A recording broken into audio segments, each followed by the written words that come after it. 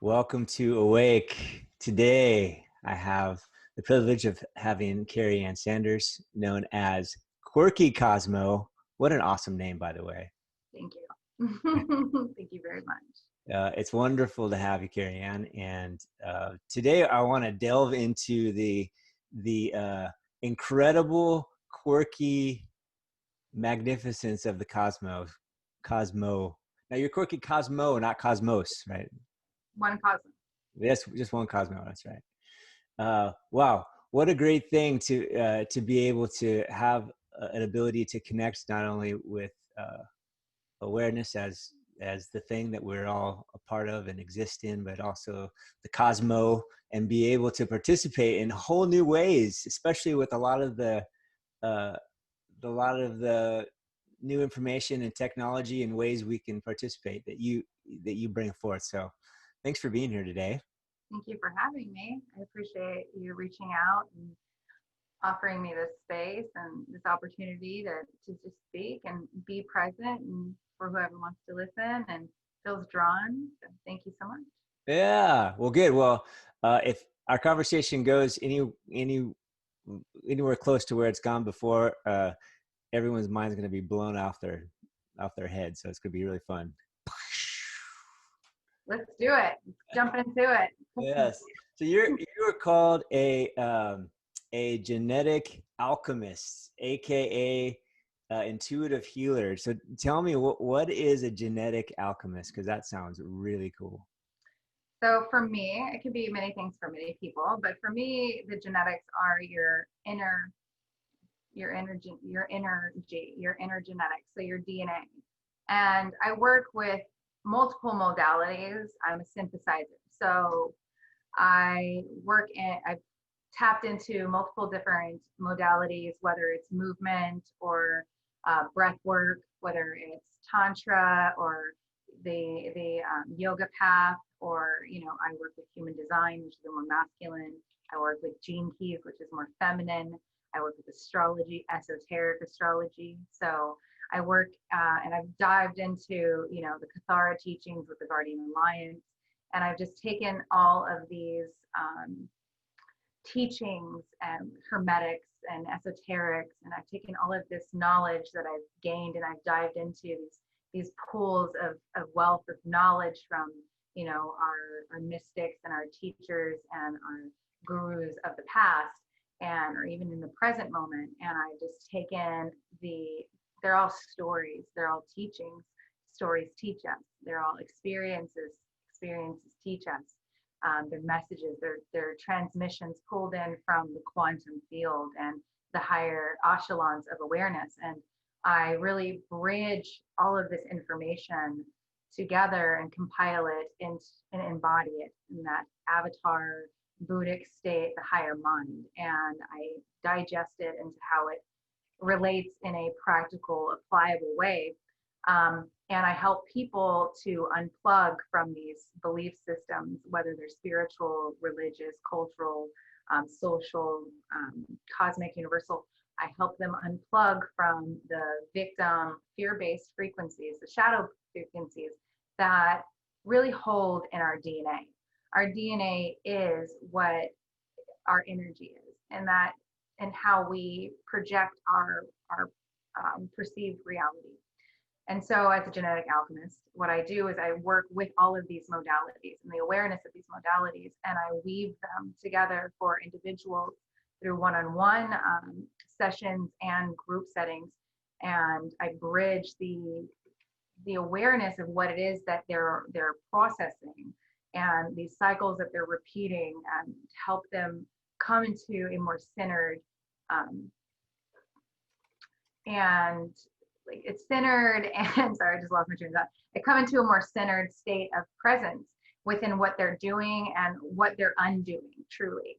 I really work for the majority of my time with the gene keys, which is just an incredible tool on consciousness, and interlinks with the I Ching, which deals with the 64 codons, and it's a divination tool that was used for predictions, right? Which is actually even further. Terrence Mckenna has done work with the I Ching, and many people have worked with the I Ching over the thousands. It's one of the oldest divinations that we have. And so Richard Rudd, who is the creator of the Gene Keys, he took all of his knowledge from esoterics, I Ching, human design, astrology, and he put it into a beautiful contemplation. So it's a transmission that goes through and describes from his contemplative perspective and universal truth, having a more rounded understanding of the genetics and how our feelings, our thoughts, which stem from our DNA, actually create this hologenetic reality in which we're all coexisting in. So that's what I do. And it sounds really technical. That's it. Yeah, that's it. It sounds technical, but I mean, it is. I'm a self-taught, so I'm an investigator. I'm a 5-1 profile human design, so I tend to dive really deep and bring out the truth. And like I said earlier, every teaching, every story, like child's stories, right? The Little Red Riding Hood, like, means don't go into the woods and expect, for it to be your grandmother. It's gonna, there's a possibility there's going to be a wolf in grandmother or sheep's clothing, right? And so these fables, these stories, these transmissions, even books, right? They all have truth in them, and there's a common thread. And so I go through and I'm finding these common threads and weaving this universal truth, this oneness understanding, and to bring it more for a palatable. Whereas in what I've noticed in the New Age movement, spiritual, everybody awakening, coming to their awareness that we're living in a projected reality. But there's a lot out there that is about, fear and victim. There's control, people that are controlling us, and that there's these mind control, and there's, these operatives that are against us. And in retrospect, it isn't. That isn't a truth. That's a victim. That's, again, a victim. And so we see this in our individual charts, and through my gnosis, my studies because I've studied studied the Alice Bailey teachings, which are the esoterics and astrology and philosophies and psychology. And so what I'm seeing here is, like, as we've raised an awareness, we're awakening, but there's this New Age movement that there's, alien technology or artificial intelligence that is trying to take over us and change us. But in truth, in real truth, again, that is an oppressive perspective. And that is taking your power away. If we're here to be God's source, and we are God's source, embodied in the flesh, incarnate, then these are not, there is no outside source that can hurt us or harm us or stop our evolution. And so I help people from a macrocosmic perspective bring it into the micro, and how they're individually clearing out karma that they've signed up for as a soul, as an experience. To the karma is what I refer to as the natal chart, which is the day that you're born, your horoscope. So what happens is that is the imprint that we're given to have the experiences, the places, the people, the things that really give us our personality, our personal reality. But that's the karma that we're here to experience, to express, to feel, to heal, right? That's the collective karma. And then there's the other chart, which is 88 days prior to being born, which is what in human design is referred to as your design chart. And this is like your phone, where you get a new phone, right? This is your autopilot. This is your subconscious. This is your innate design. And so I look at the innate design, right? We all look at our 88 days prior to being born. And why we look at this, and it's not talked about, is Mercury. Mercury is the alchemist.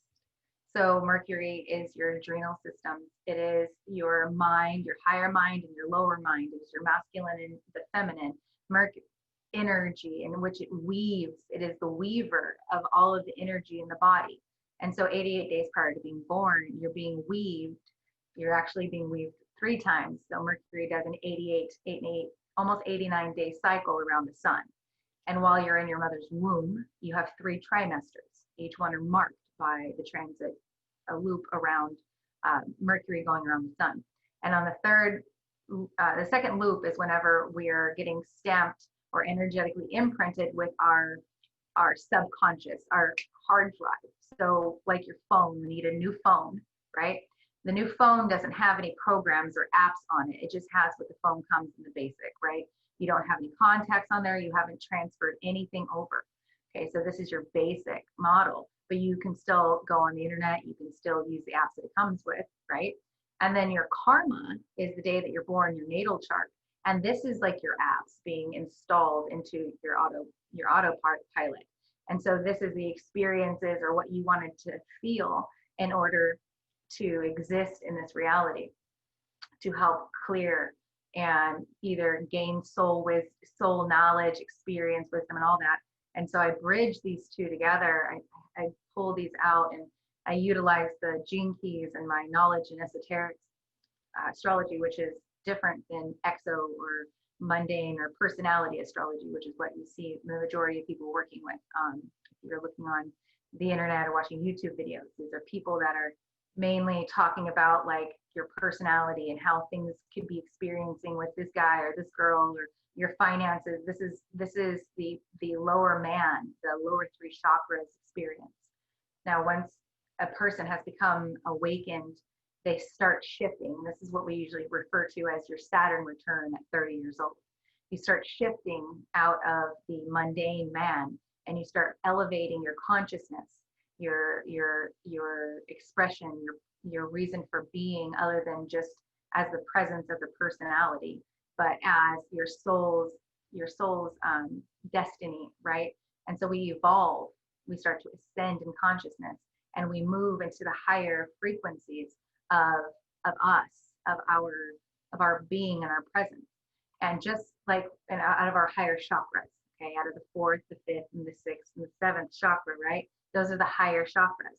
And so as we shift out of the lower chakras, the personality, the personal reality, and we raise into that heart-centered awareness, we start working with the planets in a different way as well, because the planets are, in my perspective, and pretty well accepted in the esoterics, have their own energy as well. And they have a lower frequency and they have a higher frequency.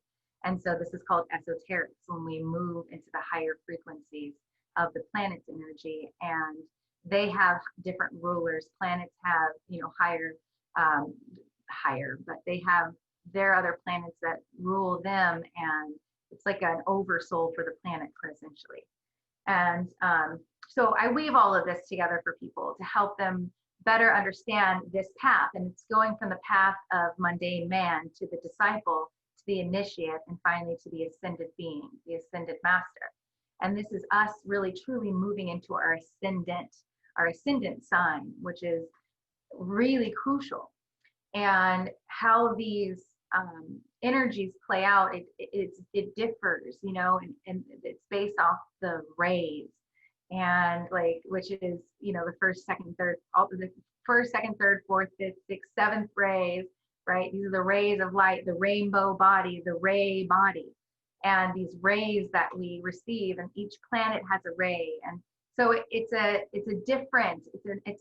deeper understanding of your source experience, right? And so we start clearing the body and the vessel so that we can embody the monad, the source aspect, not the soul aspect, but the source aspect, to be the divine embodied fully. That is a lot. Yeah. Now, you going through that, it makes me think of just the holographic or fractal nature of everything. How you can see the or experience the whole of divinity in every single little part of it. The rainbow body exists in or at least the potential for it. All the energy centers exist in all the animals, and in the human that's unawakened. And as you've been talking about it, that represents even the how the stars in the solar system work as well, and how you can see the patterns tie into our planetary systems and the planets themselves. And it's all patterns that fit together so perfectly, and you can find God, so to speak, in any of it and all of it.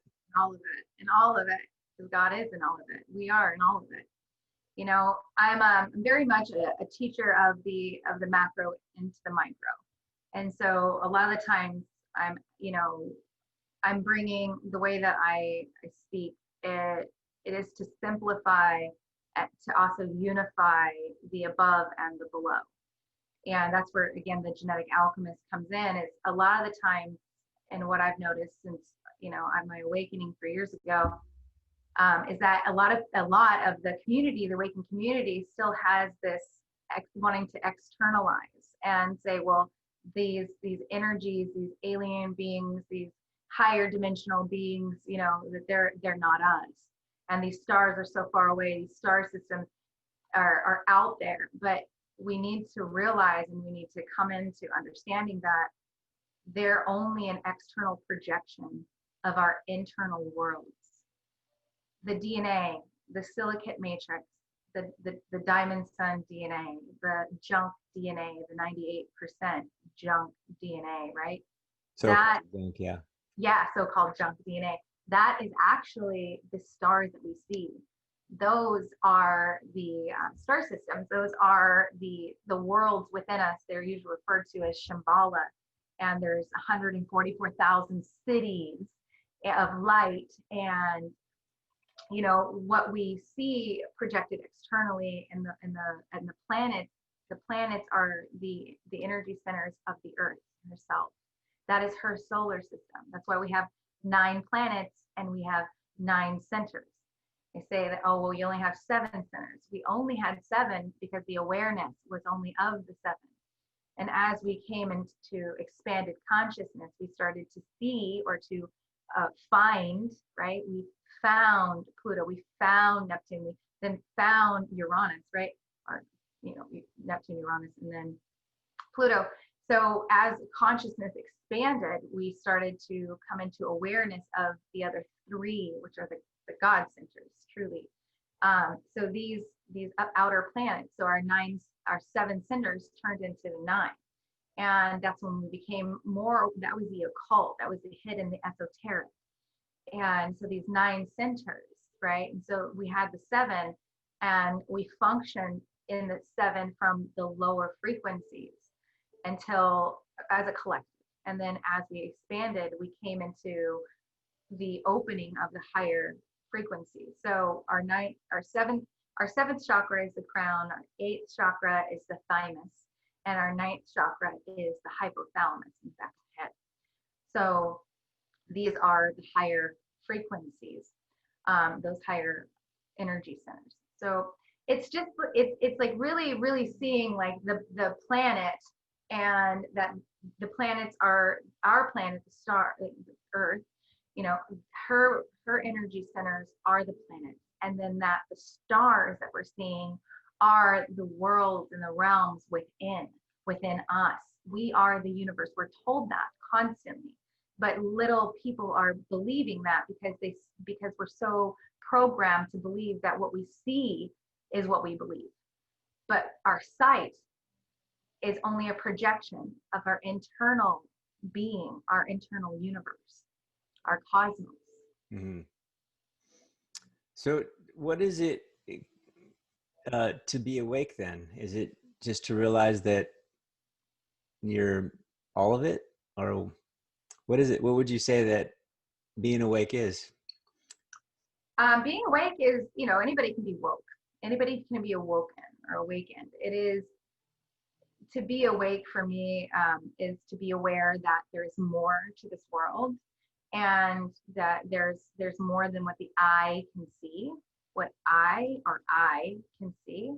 right? And so that's the awakening. Now, how far and how deep somebody goes, goes into nirvana or enlightenment.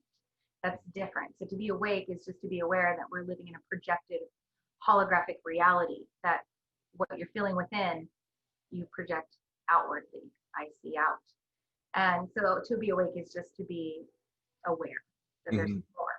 But to be enlightened is to establish that divine connection within and know that you're producing it without, and to not hold the judgments and the attachments that we've been programmed to believe, the belief systems, all belief systems, even spiritual belief systems. You know, we're here to experience all of the belief systems. Like right now in this mass time of awakening, we're here to fully exhaust our mind, the mental, the masculine principle, which is logic and reason.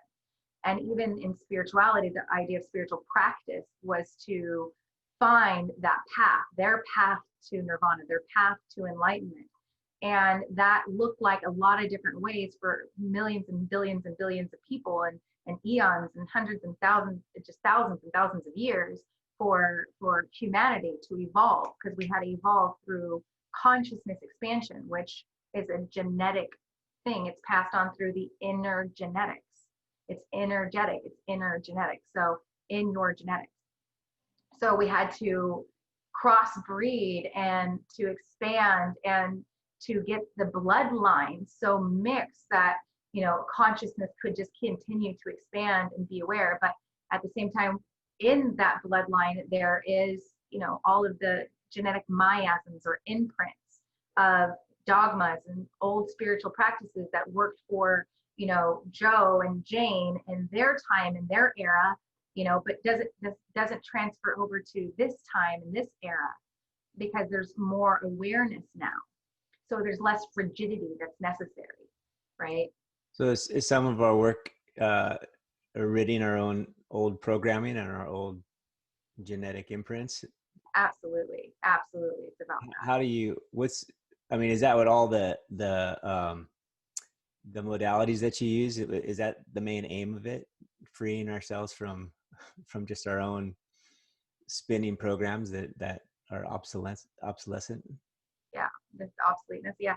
So for those teachings, yeah, I think their purpose is to give more insight into the formation of the genetic structure, the energetic structure of the imprints, the energy imprints on the body, the vessel, and to bridge more clarity into how consciousness, because consciousness has a feeling, it has a vibration, and our DNA is made of these amino acid protein structures, right? We have the 21 essential amino acids, you know, that we take in from plant, and some, you know, people eat meat as well. So we take in these amino acids, and they all have consciousness. If you eat an egg, you just ate the consciousness of the egg. You eat ham or chicken or beef or plants and or flower essences or just breath and water, right? You're breathing, you're taking in that consciousness, the photosynthesis, the light.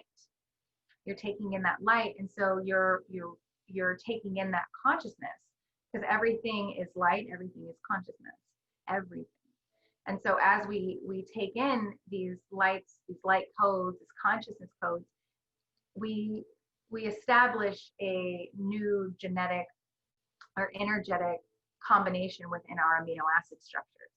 And the more aware that we are of the frequency in which each consciousness holds, or each DNA strand or amino acid protein structure, and the energy in which it holds, or the consciousness that it holds, then we are able to reconstruct our DNA from the inside. This is referred to as epigenetics, and it's not just the mind as well. This has a lot to do with it, to reprogram the mind, but it's also the body that we're here to reprogram, the wholeness of the body and the DNA. And so as we are more aware again, and we find the expression of the DNA and the feeling that it gives us, the emotion, energy and motion, that charge. Emotion is the charge that we give, right? That feeling or that experience of that person or that word, that's the energy we give it. So it's a charge. It's an energy charge. And so it creates an alchemical reaction in the body, right? So that's why we're told, like, you know, if somebody hears the word God, right, and they have their religious beliefs, like, I don't like the word God, I don't like religion. It's like, so you need to work on that. You can sit with that and see, why does the word God have such an energetic pull, like a negative pull in you? And can you diffuse that? Can you find love for that part of you that rejects God, the word God, the feeling of God? Can you sit with, you know, that person that, you know, you might be a vegan, right? And you're animal rights, you know, animal activist for animals, right?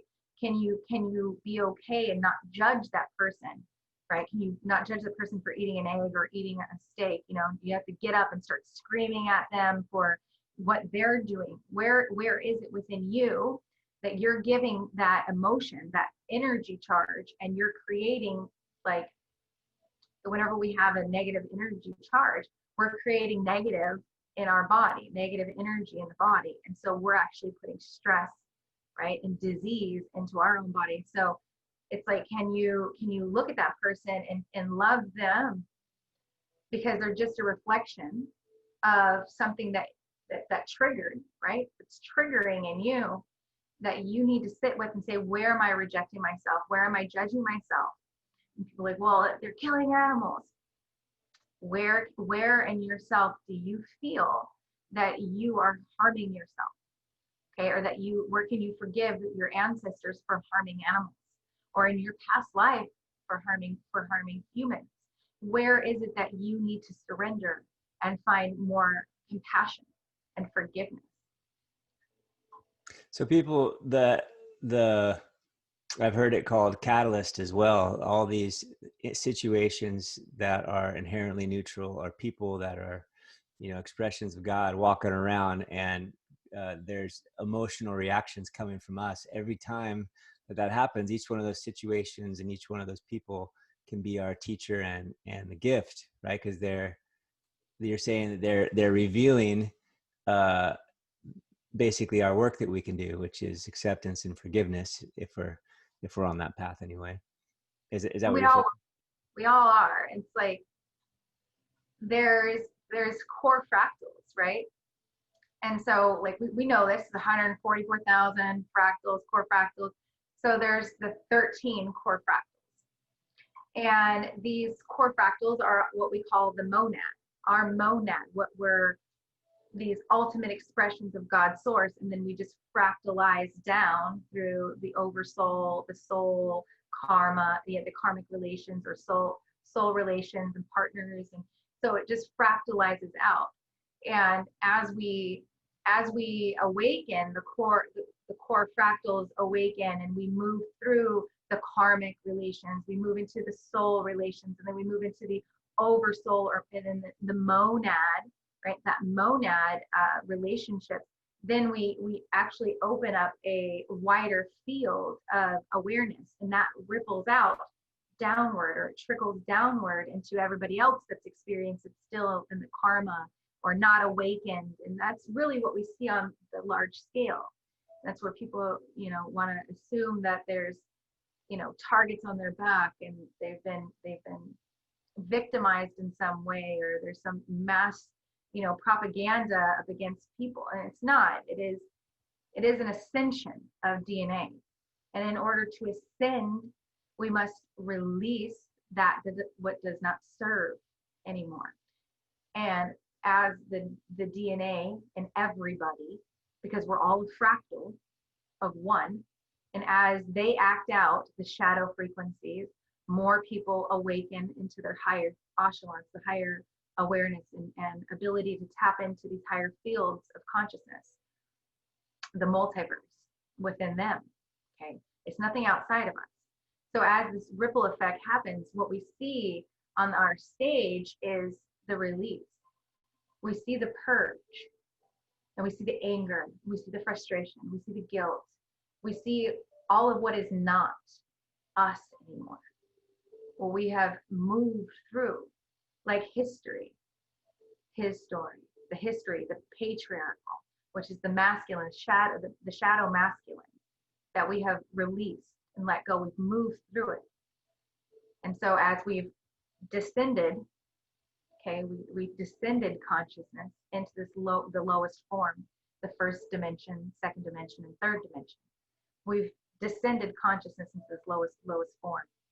And now we have been, for the last 26,000 plus years, 100,000, very, very long, long, long time. Every time we have made it through another bandwidth of ascension, we've seen a big shift, a revelation in humanity, in its existence, in its evolution. And so as we've ascended, now we're ascending back to the higher frequencies in which we will collectively co-create to bridge our species and to create the new, which is the next root race, the sixth root race, and seventh root race, which will happen simultaneously. This is discussed in esoterics, the Corpus Christi, and you can find it in the gene keys as well, in gene key 22 and 55 and 44. A lot of the information here that I'm talking about, it's really digestible in there if you'd like more. Or you can study the Esoterics by Alice Bailey and Helena Balvatky, who are part of the Theosophical Society, esoterics again. But this rise in frequency and this ripple effect, it is about surrendering that masculine principle, about surrendering logic and reason and ideologies and, social norms, expectations, perfect paths to enlightenment. There is no one path. There is no perfection. That's why we're not all the same. We're all different, right? We all have our own paths, because in order for us to create and weave the ultimate path, the ultimate heaven on earth, there had to be millions of different ways to come into union. And that's what we're seeing right now, is the integration of the masculine and the feminine coming into union to create the child, the new earth. And that looks like the releasing of the old, the masculine patriarchy, the releasing of feminine, the dark feminine, which was, done in the Lemurian and Atlantean age. That was already released, and then coming back together in wholeness, letting go of both shadow sides, shadow frequencies, and coming into that wholeness, that awareness, that unity. So if I could simplify a little bit of that, or at least run it by you, because being a researcher, you have a lot of data, and I'm wondering,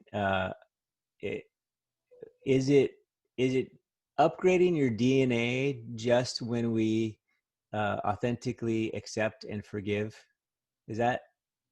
Would you say that fits? I'm trying to put together some of the stuff that you said in some really simple language.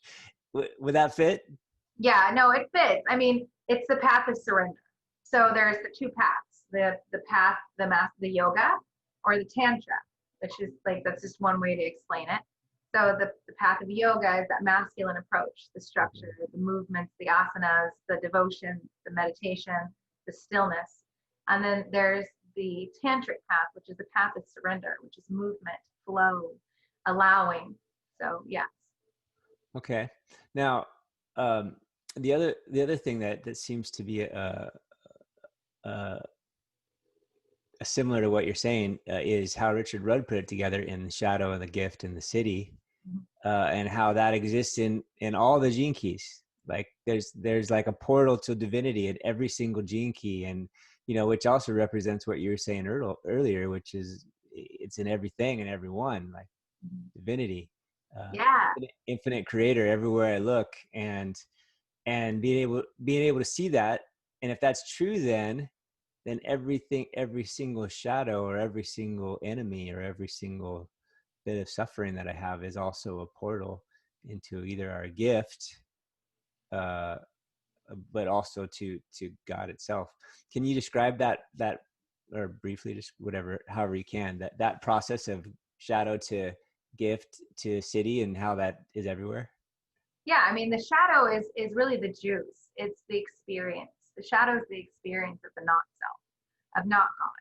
And so the path, the gift is the path that leads us to our city, our highest state of light is what city is. So it's that highest state of awareness, highest state of embodiment. And so of God consciousness, at least in this frame of consciousness that we're currently experiencing. So the shadow leads us through the trials and the triumphs that we must endure. It is our journey. It is the hero's journey. And that path is the gift that unfolds as we forgive and surrender into the compassion that we are as beings, and seeing others and entering that portal, that gift, and really walking with that tool that opens us up into the higher frequencies. When I always refer to it as the shadow as the AM radio station. It's all full of static, right? It's all this like, and you get commercials, and so it's the AM radio, right? And then we have the gift, which is the FM radio, and it has amazing stations, you know, and it's like you can jam out, you like it, but then you do get some commercials every once in a while, meaning like you do react, right, instead of respond, and we can be in repressive states. And so, you know, you'll jump between a little bit of the AM and the FM as you go through your awakening process. And then you come into your XM radio, which is the city. And the XM, we all know you got to pay your dues, right? You got to pay a subscription for that, but you got to pay your dues. And so the more that you work and you release the AM and FM, the AM frequencies out of the body, and you live out of the FM, you know, good jams and chilling and dancing and having fun, the more you're in that frequency, that's you paying your dues. The more devoted you are to your path, to being your authentic individual self, right? And no judgments, then you paid your dues, and you tap into that XM radio, which is the infinite. XM is like all stations, like thousands and thousands of stations that you can just streamline at any time without any disturbances or interruptions. It's just a constant stream of whatever it is that you're connecting to, that you love. Mm. Who is it that you end up working with? I mean, who are the people? What are they suffering from, and what are they experiencing from working with you? A lot of the people that I work with, it varies, but I typically give them they're dealing with, they're usually more advanced in their studies, but their energy is drawn for more. They're moving out of duality, and they want to have more of a connection to the universal flow. And so I introduce them to how to connect deeper into the fractal, the core fractals, and to follow these paths and to line them up with their destiny, right? And it's not just using the gene keys path, the golden path, which is great. I typically grab people and I work with the esoteric planets and what planets they need to, and all of these natal chart points and all of these planets, and your asteroids, all of them hold a certain gene key. And so it just depends on how old the person is. It depends on where they're at in their journey. And so putting together a personalized path of self-discovery and embodiment is usually the people that I work with. And then I host master classes every week. And so this is to help people. Right now I've been working with a 21-week codon ring of light, which is the more advanced aspect of gene keys. It's the codons, the 21. This is the 21 essential amino acid structures and how they group together within the codons that are active in the body right now. And they're also the 21 paths are the 21, major arcana tarot, and they're also the 21 paths of the tree of life. Okay, and that also plays into the I Ching, and like it's really the hero's journey through the serpent's path. Okay, and so I work with that right now. And so when I get people into these classes, these are the ones that I've noticed that are absolutely embodied. And these are a lot of my clients that are in these classes. They already host, group meetups, qigong instructors. They've been in it for 20 years, 10 years, or they're really advanced in their awareness. And so what they're doing is they're helping us build a core fractal connection to these higher energies, awarenesses that we're building for the collective to ripple down into. Tell me, if you would, what is the definition? You used awareness, and then almost sequentially you talked about embodiment. What did you mean by that? Those two things when you're working with people? Yeah, you can be aware. You can be aware of things. You can be mindful.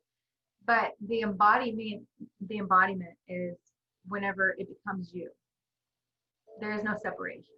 It is yours. It is fully embodied. It is a practice. It is a daily lived ritual within you. It is something that you emit within your radiance, within your sphere of your auric field. So that's the embodiment aspect. The awareness is like the illumination of something, to be made apparent that something is transpiring within your reality. I gotcha. Tell me, how'd you get here? You said 3 years ago you had some sort of experience. What was happening before? What happened? How did you get to be a intergalactic a resource for awareness and embodiment and enlightenment? Well, I've been awake for 3 years in this life. What happened before is I was a very matrix person. I had a day spa in Southern California, and I had a whole life out there, and I had no idea about spirituality. I went to church, and I was always like, it's clicky. I don't like clicks. This doesn't feel right, but I love like the hymns, that spoke to me. But, I was just a very mundane matrix person. My mom I had a day spa out, like I said, I had a day spa, just running a regular day spa. But my mom had died in 2016. And then 3 months later, I get a call from a medium that had my mom saying that my mother was reaching out to her. And I was like, okay. She's like, she's like, your mom's really adamant and would like to talk to you. She's like, I'm really new at this. And she was really new at this. And I didn't reach out to her. This was like just divine guided. And I sat on the phone and listened to her talk to me for an hour with like yes, no's, and like just telling me stuff that nobody would know, and about my mother and about like the family and everything. Anyway, so that phone call really changed everything for me. And I went home and I turned on YouTube and I was like, typed in my phone. I was like, what's a medium? And I found tarot, and I found tarot. And then I was just smoking some pot in my garage, watching this tarot reader. And I had just laid down to do a guided meditation about maybe 3 weeks into this or a month into this. Yeah, I was about a month into it. And I smoked a little bit of pot, and I laid down to listen to a guided meditation. And all of a sudden I had this huge surge of energy come over my body.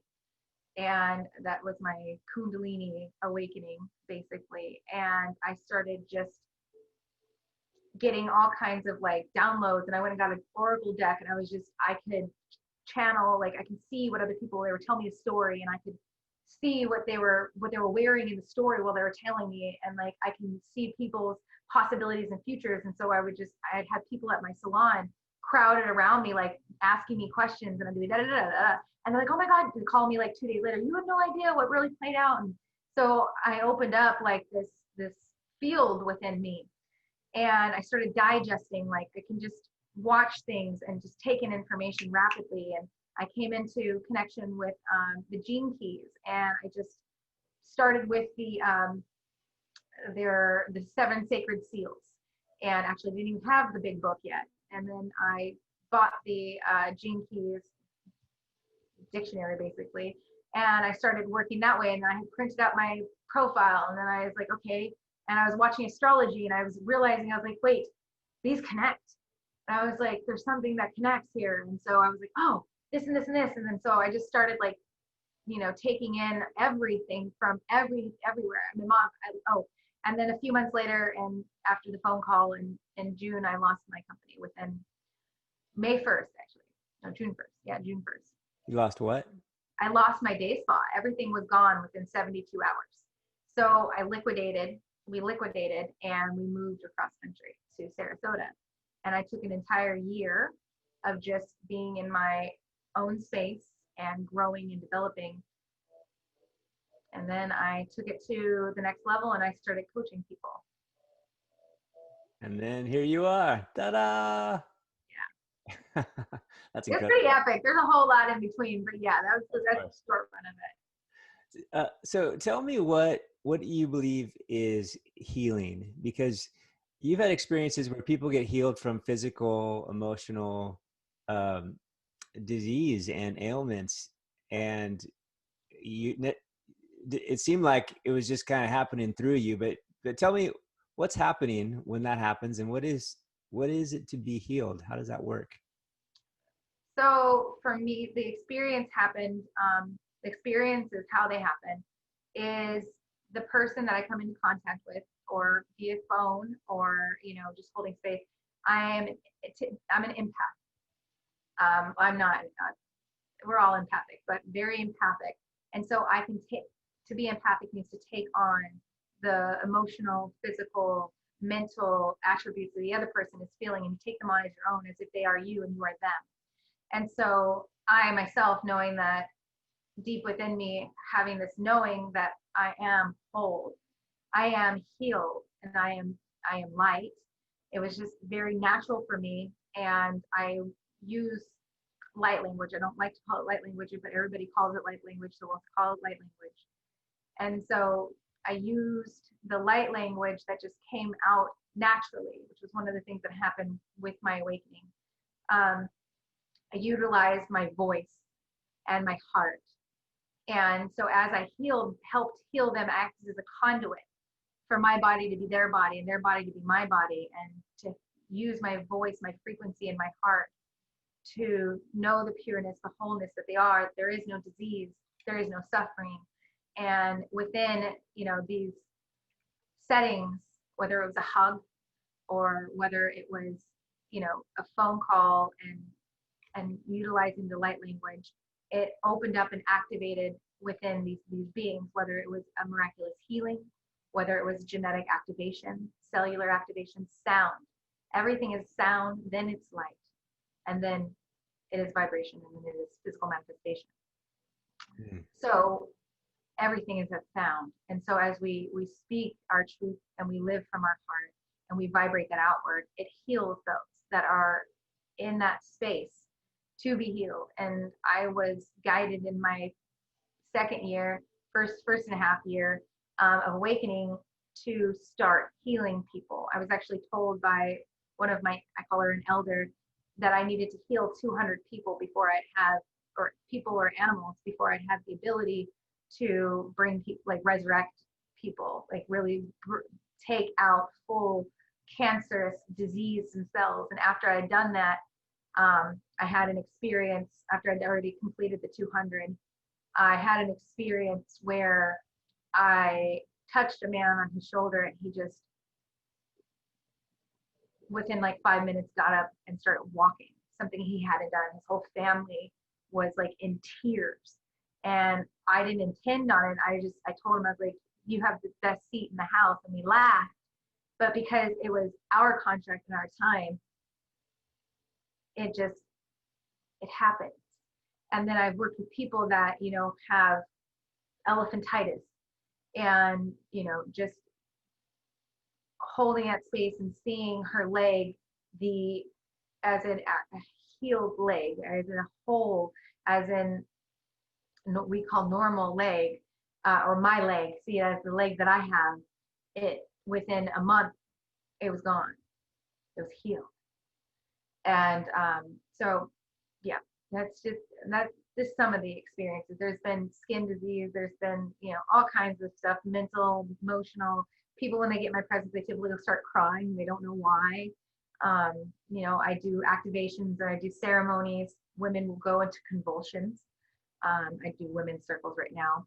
You know, they'll start going into convulsions and like moaning very high frequencies. And what it is an activation within the womb where all of the traumas and a lot of anger and frustration, grief, and everything gets stored into that womb. And so when I do these activations, it completely obliviates these distortions. You can say that we're holding within our womb or our genitals for a man, and helps them to move through without having to quote unquote do the work, but they are doing the work by surrendering. That's the path of tantra. It's the flow. It's to be in the right place at the right time. It's synchronicity. It's being lined up. And that's what I realized is with the gentleman that I hugged and the person I touched on his shoulder and, you know, the people that I'd sung to, it was the synchronicity of it. Hmm. Now, it almost seems like when I've been talking to you and even in the past that that the healing is almost secondary, like, because it's pretty miraculous. It's a wonderful, beautiful, miraculous thing. And is it secondary? And if it is, what's primary? I'd say the primary is the feeling of sovereign divinity, of knowing that you are love. I feel like that is the ultimate. And the disease or the healing, that was the journey that took you through the ride that brought you to the ultimate revelation that you are divine, sovereign light and love.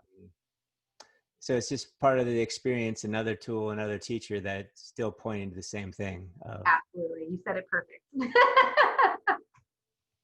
It is the divine teacher. We all are given our piece of the pie to heal. Mm-hmm. And, you know, a lot of times the pain, it blocks the lesson. Mm. And what we're learning from them, like mine, for instance, was being abused physically, sexually by my biological father, and, you know, being abused emotionally and mentally and physically by my mother. I had a pretty rough childhood, and you know, so that was my, you know, I had a pretty rough go about it until, even up until losing my day spa. I had a pretty rough go. I'm not going to say that people didn't have more, they do. The darker the journey, the more light at the end of the tunnel, basically. The more light that you can shine upon others. And it's just so that you can relate, and that's how I feel. And it's like a lot of times we let the anger and the grief and the pain and the suffering blind us from the whole reason that we chose to take on that aspect of suffering, that shadow. It's because, again, we're here to be beacons of light. And the more that we can relate to people, so the more experiences that you've been through that are hard, the more that you're able to relate to the diverse amount of beings, you know. So what are your habits that you keep, or your spiritual practices? How do you do life, at least in the context of other people thinking, wow, you know, I would like to move towards this kind of living as well? Being honest, being raw, being vulnerable, having sisterhood. Like that has been the absolute key to my evolution, is the support, being vulnerable and reaching out and saying, I need help. I don't know how I'm getting through this. I don't understand what I'm experiencing, and having somebody to bounce it off with you. Like, you can do it by yourself, absolutely. But for me, it was community. It was family. It was connection. And that is my spiritual. Like that's what keeps me going. That's what keeps me on this journey. And, you know, dancing's huge. Movement, you know, essential. I mean, I'm into everything I do. Okay, so my morning, put it this way, my morning, I wake up, I drink my water, I pull one card at my nightstand that tells me, you know, it's more of like a focus deck, what to focus on for today.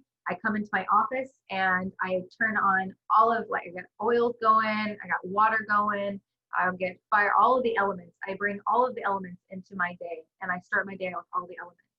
And then I'll sit and I'll find something to read and sit there in contemplation with it, look at what my dreams were. Sometimes I'll journal, sometimes I'll cry, sometimes I'll dance, sometimes I'll be pissed off and just freaking need to go outside and scream or throw something. Sometimes I'll just need to go to the beach. You know, it is whatever helps you connect. Mm-hmm. What would you say to people who are suffering right now, that are out there and just stumbled upon this interview? I would say that you're doing great, and I thank you and I applaud you for going through this journey, for still being here, for pressing through, and that there is light. It's within you, and then you can just turn that light on and see through it, see through the struggles, see through it, persevere, and know that your journey is going to change a million more lives. And people can find you with @QuirkyCosmo, and that's Facebook, Instagram, YouTube. Maybe they can just Google @QuirkyCosmo, and they're gonna find you. How do they find your master classes in particular? So if you go to either my Facebook page, Quirky Cosmo, or Instagram, Quirky Cosmo, and you go into the bio or more about me, or Facebook, you can just go into book services. I don't deal with the websites. I don't have one. I did at one point and I got rid of it. But I have if you go to my bio, you can go to my linked tree, and that will have all of my master classes. It will have my one-on-ones. I also do the quantum alignments, which is the healing, the sound healing that does the activations. And it could be a healing. It's always a healing in one way or another, whether it's awareness. I also do the transits. I do your cosmic blueprints, and you know, we weave together, and we, you know, make a plan to heal. So that's really what I'm beginning. Well, do you have any more any parting words, I would say, for someone that's now interested in you and has become intrigued or inspired? Well, two things. Well, any parting words, and then I have one final question. Okay. So my parting words are: you are unique. Your path is not like anybody else's. You can always reach out. Help is all around you. And together we are doing this. And if you'd like to work with me, I'd be honored. If it doesn't work with, if I don't ring with you, that's okay too. So that's wonderful. Then there's the last thing. Where our true identity is connected with the ultimate, with source, with the infinite creator, with each other and all that. So what would God in this light, what would God have to say to us right now? You are divine. You are perfect. You are mine. And I am yours. Well, Kerriann, thank you so much for your intentional service, that you do the work, you're pouring yourself out, and it's a wonderful service that you're giving. And thank you so much for putting it all together and putting it in ways that people can download, much more simple than the material than what you started with, and then it's opening yourself too to be the conduit of healing and light and love. It's wonderful. Thank you, Jevon, for having me. So find, once again, Kerriann at Quirky Cosmo, which is anywhere. Google it, Instagram, Facebook, YouTube. Get her for one-to-one or some of her master classes at Quirky Cosmo. And we'll see you real soon.